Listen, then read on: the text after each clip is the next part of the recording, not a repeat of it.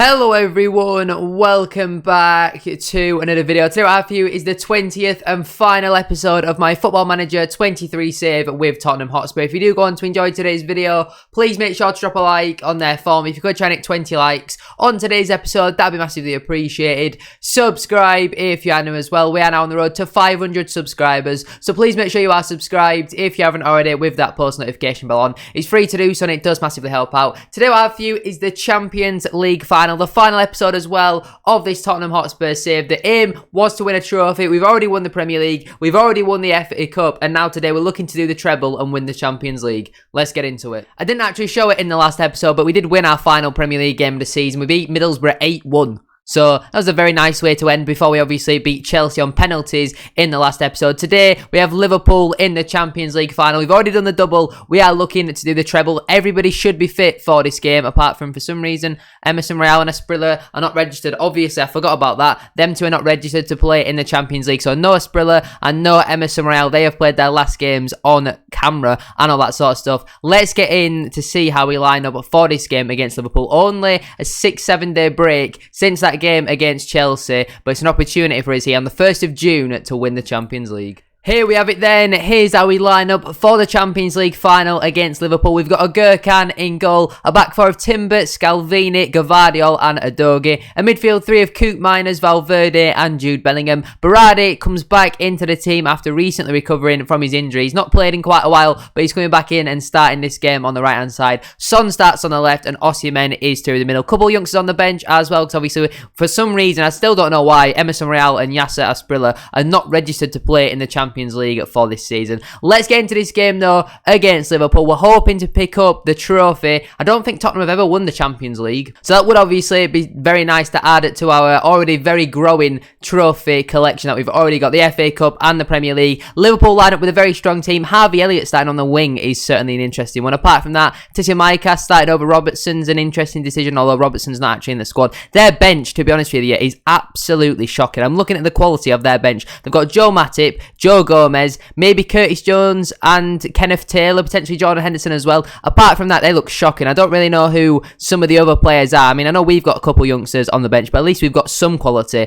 on that bench. Maybe our best thing is to try and play till extra time because they'll be tired, then they'll be replacing their players with, I mean, someone's got the squad number 94. I can't imagine he's going to be any decent. Anyway, these fans have been fantastic for us. They're the ones who really pay your wages. Go out there and win this for them. Only a Gurkan cares about the fans. That tells me everything that I need to know about this squad. They are only here for the money. Absolutely disgusting to see. Not ideal when you're going into a Champions League final. But we obviously line up then in our 4-3-3 formation. The formation that we've been playing pretty much throughout the whole season. We tinkered with a 4-2-3-1 every now and again, but the 4-3-3 has been really, really impressive for us. They line up in the exact same formation as us though. Van Dijk, Alisson, Trent, Nunes, Salah, Fabinho. You know, the list goes on. They've got some very, very good quality players in their side. But we are now underway. The Champions League final with 90,000 people packed in the stadium. We don't know who the referee is. We're just playing without a referee, I'm going to presume there. Or it might be a referee who is...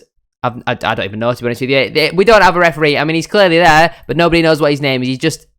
trialist referee maybe. Son's lost the ball anyway. Alexander-Arnold finds Nunes. Thiago now on the ball. He plays it through back into Darwin Nunes. Fouled there by Gvardiol. Milinkovic-Savic takes over the ball and 11 minutes on the clock. He has his 22nd goal of the season. We were completely caught asleep there. Too busy worrying about the referee rather than actually focusing on our defensive duties. It's good play from Liverpool. They break through our lines very easy there. Gvardiol absolutely cleans out Darwin Nunes. No one can get close to Milinkovic-Savic. It's a great finish right into the corner. A Gurkan stands absolutely no chance there. And 11 minutes on the clock. It's Tottenham Hotspur 0, Liverpool 1. Not the start we were looking for at all in today's game, as we are now approaching the 25th minute mark. It has been pretty much all Liverpool so far, but we do have a throw in here. Timber with the ball. Coop Miners picks up the ball here, looking over the top for Osimhen. It's cut out, but it finds its way back to Timber. Valverde now can't pick the pass, but he wins it back on the second occasion. Gets a shot off. pretty comfortable in the end though from Alisson Becker, catches it with ease. Valverde shoots on the left foot, but nothing really coming from that one as Alisson has the ball once again and he finds Kanate. Thiago now picks it up,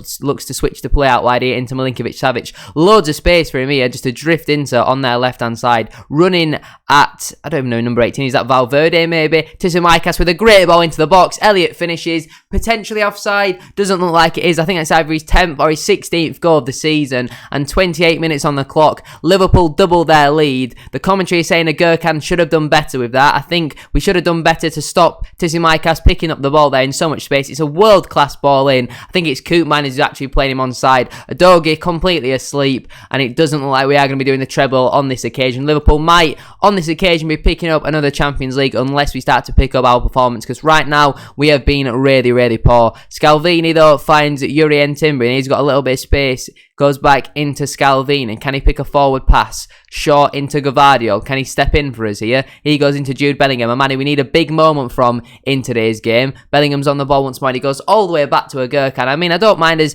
keeping the ball and restarting all that sort of stuff, but we're 2-0 down. You know what I mean? We've got to have some sort of intent about us to go and get a goal. That's nice football. Udogie's out of the press. Finds Heung-min Son. Loses out though far too easily to Trent Alexander-Arnold. Darwin Núñez can't beat Gvardiol in the air, but he has it again here. Darwin Núñez bearing down on goal, goes for the chip. Very comfortable in the end for Gurkan to deal with, and we are once again going to look to build out from the back, but that is where that highlight ends. It's been pretty much all Liverpool so far. We've not really created all too much. They've picked up a couple yellow cards, but just not really working for us right now. I'm going to encourage the team. I'm absolutely fuming on the sidelines. I don't know if you could see that actually. It might have been underneath my face cam, but Elliott picks up the ball on their right hand side up against Udogie. Can he get a ball into the box? He does. He finds Milinkovic-Savic. He was the intended target. Valverde cuts it out. It does find Milinkovic-Savic. It's now with Tsimikas. Loads of space for him to drive into. He shoots. Easy for Gurkan to deal with. Berardi on a 6.4 at this moment in time. Not really tracking his runner either. Maybe he's a player we look to get off at half-time. Potentially change formation just to try something different, because that first half has been absolutely shocking, hasn't it? Half-time, Tottenham 0, Liverpool 2. I'm going to make some changes. I'm also going to change the formation.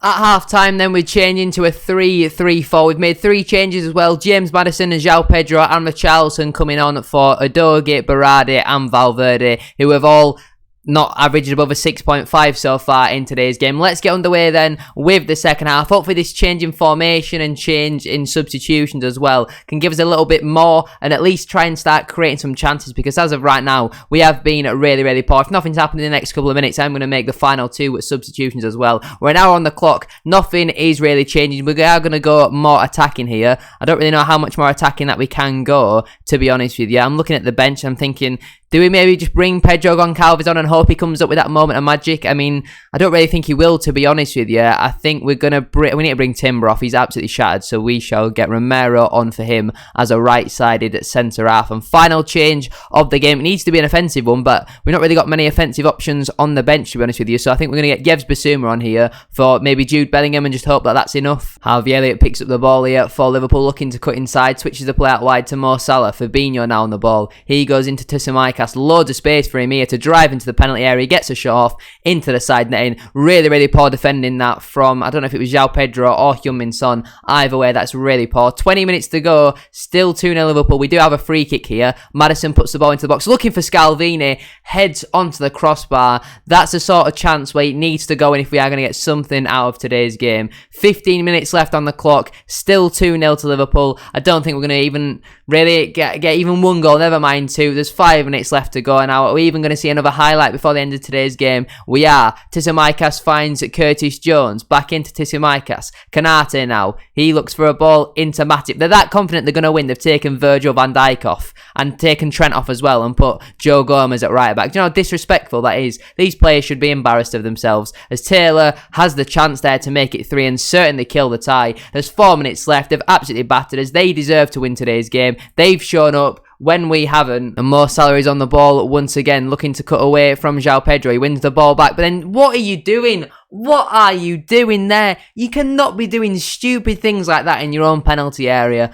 And Mo Salah well and truly wraps the game up now. It's really disappointing that such a great series has ended in such a whole way, to be honest with you. I don't know what João Pedro's doing there. He does well to win the ball back, then he runs into traffic. Nunes wins the ball back. Salah finishes into the back of the net. There's 90 seconds plus added time left. It's Tottenham Hotspur 0, Liverpool 3. This match is ending in defeat, and it's a real shame that this is the way that the series is going to end, as Darwin Nunes has the ball here, puts one into the box. Gvardiol does deal with that. Can we at least score one goal maybe to give the fans something to cheer? That'd be very nice, wouldn't it? Romero finds Osimhen. Basuma now driving us forward. He goes into Osimhen, looks for the ball through to João Pedro. It does eventually come to Pedro, into Richarlison, and he's put it wide. That sums up our day. I think players like Richarlison are certainly going to be gone in the summer, or they would be gone if we were continuing this save, because it doesn't really matter all too much. We are going to see Liverpool crowned Champions League winners once again for their, what would this be, the third time in 5 years, something like that. There's surely some encroachment there from the goal kick. Not really too sure what our strikers were doing there. It finishes though full time. Tottenham Hotspur 0, Liverpool 3. Really disappointing way to end. Like what I said, such a fantastic season. We weren't able to do the treble. We did do the double though with the Premier League and the FA Cup. Virgil van Dijk is going to lift the trophy for Liverpool. Unfortunately, on this occasion, we haven't won the Champions League, but I still think we've had a very successful season, winning 2 trophies. It's heartbreaking to see Liverpool enjoying themselves just as much what we were when we did win the FA Cup, but it's, you know, it is what it is at the end of the day. Liverpool showed up in a game where we didn't. We were absolutely terrible. We barely even had a shot on goal, and Liverpool just, I think, in the end deserved to win, to be honest with you. We'll get into the post-match, get into the dressing room and all that sort of stuff, because I want to tell the players that as much as we had a great season, that was really disappointing. Into the dressing room then, I'm going to say I'm disappointed that we couldn't win at the trophy today. Again, though, a lot of them don't really seem too bothered by that, to be honest with you. It's really disappointing, like what I've said quite a couple of times now, and we are in June as well. So that is it. That is the series over. We will have some World Cup Football Manager content coming soon, and then we will be starting more of a longer term save down in the depths of non-league. So if you have enjoyed the series, please make sure to drop a like on there for me. If you could try and hit 20 likes on today's episode, that'd be massively appreciated. Subscribe if you are new as well. We are now on the road to 500 subscribers, so please make sure you are subscribed if you haven't already, with that post notification bell on. It's free to do so, and it does massively help out. Thank you very much for your support on this series. We'll actually do the quick season review. So the 2023-24 season review. If you have a look at the new arrivals, who was our best player for the season? It was actually Jude Bellingham. He got a B from the board. Asperilla, a man who actually signed technically last season, but it comes through this season. He's got an A+. Berardi gets a C. Valverde C+. Scalvini A-. Gvardiol A. Schlotterbeck C+. Timber A-. Maddison C. Yeah, I understand that. Carnesci, I don't think you actually ever saw him play. He got a C+. And Sergio Gomez got a B- as well. In terms of the season results, we've obviously done very well, winning at the Premier League. In the Champions League, we came runners-up. In the FA Cup, we won that. And then in the Carabao Cup, we went out to Fulham, actually, in the quarterfinals. Yes, that was on penalties, wasn't it? That's why Pedro Goncalves hasn't played since then. In terms of the moments to remember, our biggest win was an 8-1 win over Middlesbrough. Our match to remember was a 5-1 win against Liverpool, and our goal of the season came from Berardi in that one against Manchester City as well. In terms of the finances, we've done quite well this season. Broadcast revenue's down $1 million, and our matchday commercial and retail's down 100 grand. Sun sold the most amount of shirts. We actually came up with over 22 million from merchandise sales, over 400,000 shirts sold as well. Our club reputation is still at 4.5 stars. In terms of how we lined up the team for the majority of this season was a Gurkhan in goal, a back four of Emerson Royale, that's a bit of a surprising one, Gvardiol, Romero and Udogie, a midfield three of Koop Miners, Bellingham and Basuma, and then a front three of Berardi, Heung-min Son and Victor Osimhen. It seems here the two imposters